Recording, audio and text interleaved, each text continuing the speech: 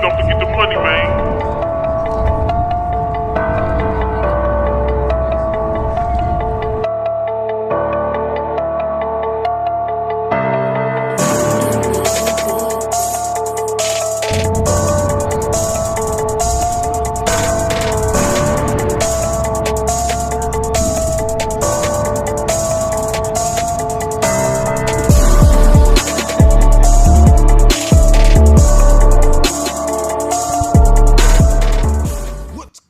Matt Clark here at the new Matt Clark. How are each and every one of you doing on this amazing Thursday? I'm doing great. My girl's doing great. My family's doing great. I hope each and every one of you are doing great through these crazy, chaotic times that we're living right now. Like, if you watch the presidential debate, it says it all. It just explains the environment. If you could please hit that like button, that subscribe button, and that bell notification button so you get all these videos when they're new. If you could share with somebody on social media, help spread the message, help spread the word, that would be amazing. And there's a PayPal option if you'd like to donate, help, and support the channel. So, I get a lot of questions about sentencing, about for this crime, how much time are you going to get for this crime, how much time are you going to get. So I figured maybe I'll do a series explaining kind of the breakdown of each charge and, you know, what kind of time you may be looking at if you were to get charged with that in Canada. Obviously, I'm not just going to go through every charge because that would be difficult, but I'll go through the major ones. And today, I'm going to start with life. Now, there's 3 charges in the criminal code that in Canadian criminal code that is an automatic life sentence. And I think it's automatic life 25, but it's automatic life sentence, and that is murder 1, murder 2, and treason. Now, forget the treason. I'm not super informed on how it works. I know it's like espionage and like working against your government and stuff like that, spying, trading secrets from your government to another government, just being a snake to your country, and you will get locked up for a long time. Just ask Edward Snowden in the US. But let's concentrate more on murder. So, if you get charged with first-degree murder, which means you premeditatedly murdered somebody. So you made a plan, you hatched that plan, they lost their life, you get caught, and when you get caught, they know you premeditated it. Now, in Canada, first-degree murder is an automatic life sentence with eligibility for parole after 25 years. It doesn't matter if you get 10 murders, 13 murders, 14 murders, your sentence is life 25. Now, obviously, for every murder you commit on top of the first one, the likelihood that you ever get out again is pretty slim to nil. But if they know you premeditatedly murdered somebody, 99.9% of the time, it's life 25. Now, second-degree murder is intentional murder, but not premeditated. So you snap in the moment, but it's obviously you meant to kill them because you stood over them and dumped 8 shots into their face. Or you smashed somebody's head in with a hammer in rage. I knew this guy that got charged in Lindsay for killing his wife. He snapped on her, smashed her head in with a hammer, and then stabbed her a bunch of times. And he only got second degree.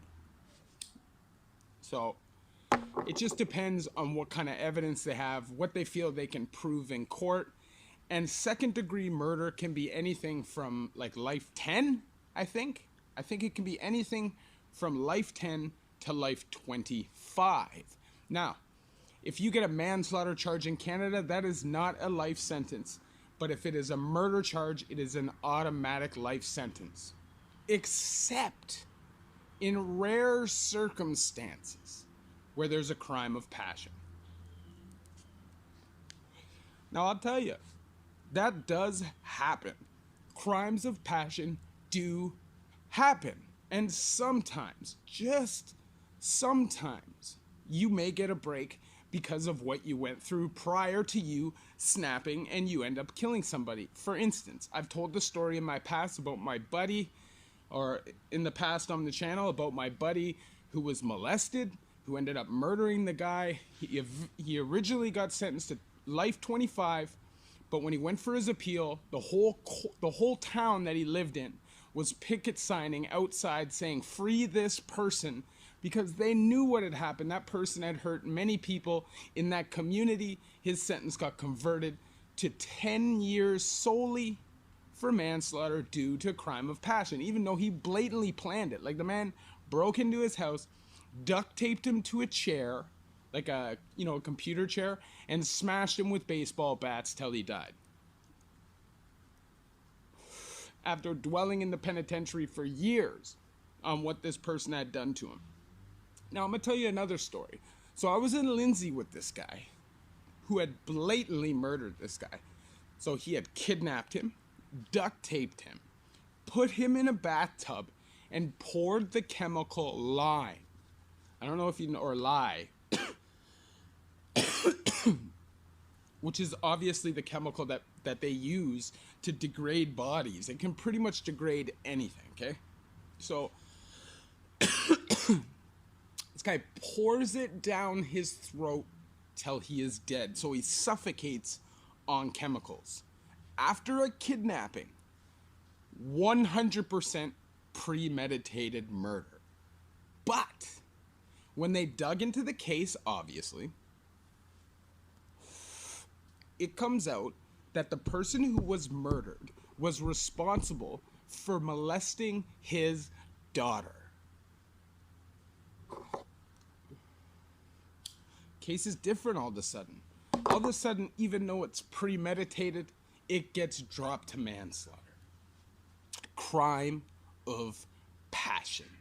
Now, the man sat in Lindsay jail with me for like a year and a half. Now, I wasn't there the whole time, but I in and out a couple times, you know what I mean? But he was there for like a year and a half and got 3 years on top. 3 years.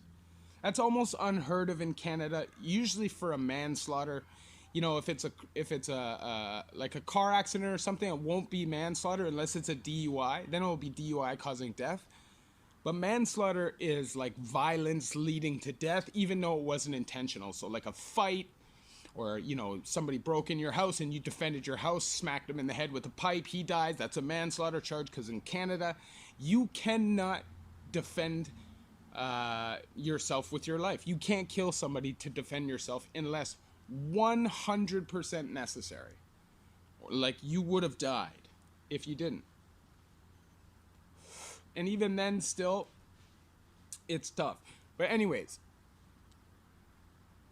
the man literally got a year and a half dead time, which at the time was 2 for 1. So that would have been 3 years, and then 3 years on top. So 6 years for intentional first-degree murder. And sometimes that happens. Now, I'll tell you another story. So I was in with a man who literally was making a gun shop, okay? The man was a goon, but he was just doing some business, okay? Him and his homie were in a car. The next 2 dudes got in the back seat of the car for this purchase. There was no purchase. It was a robbery. Boom, buddy got slapped. The guy in the front seat jumps out, slaps back. This man got 0 time for the murder, but he got 6 years because he was in illegal possession of the firearms. But they deemed that it was necessary for him to kill these people, because if not, he would have been murdered, which, you know, maybe he would have been. Who knows? I wasn't there. But they still gave him 6 years for having a gun, even though that gun saved his life. And that is how the Canadian system works. You don't get roasted with time in most cases. If you're a young, like a first-time offender, even if it's a robbery or something, you may get 3 years. You know, it just depends. But if you're a habitual offender, eventually they will throw away the key. Now in Canada, we do have dangerous offender status and long-term offender status. So if you get long-term offender status, that means 10 years after your federal sentence is over, the day it's over, the last day, you are on supervision for 10 years. If in that 10 years, at any time, you get arrested, you go in, you serve that sentence, and the 10 years starts over again. So it's basically an intermittent dangerous offender, and it's impossible basically to get out of it. Now, in Canada, if you get labeled a dangerous offender, like Paul Bernardo, there's not very many. There's like maybe less than 1,000, I think, in the country's history. But like 1 or 2% of them ever get out. It's a wrap. If you get labeled dangerous offender status, it is lights out. I share my stories with you guys so you guys don't have to go through these things yourselves. Obviously,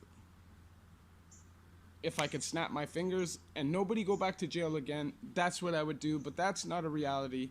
Life gets in the way sometimes. Sometimes the opportunity just isn't there to do it legitimately, and sometimes you're just down, you can't get yourself out of that funk, and you gotta do what you gotta do. Addiction is real, mental health is real, and at the end of the day, if I can just stir one person away from that life, then I'll feel like progress has been made and I have been successful. I appreciate each and every one of you who come and watch my videos. It means the world to me. Thank you very much. If you could please hit that like button, that subscribe button, and that bell notification button so you get all these videos when they're new. If you could share with somebody on social media, help spread the message, help spread the word, that would be amazing. And there's a PayPal option if you'd like to donate, help, and support the channel. Never kill anybody, because nobody's worth it. Nobody is worth you losing your life. My brother has been convicted of 2 counts of first-degree murder, and I'll tell him the exact same thing. It's whack, you know? I understand if you live a certain life, you know, you're in the streets, somebody's gunning for you, you got to defend yourself. I understand that. But just straight out premeditated murder, just for the sake of killing somebody, I don't get that, personally. But I've also never been to that breaking point, so I'm not going to judge. All I would say is, be better than, be better than. Anyways, love y'all, the new Matt Clark.